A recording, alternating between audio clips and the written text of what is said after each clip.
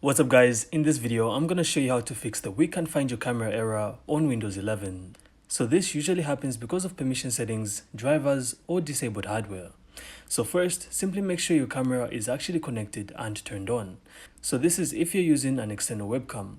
So simply unplug it, plug it back in and try a different USB port. Next, you can also try opening settings, then go to privacy and security.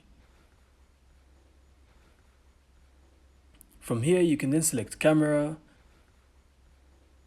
and make sure camera access is turned on for your device and also for the apps that you're also trying to use. So after that, you can also try checking your camera driver. So simply right click the start menu, then click on device manager. From here, you can then expand cameras and right click on your camera and choose update driver.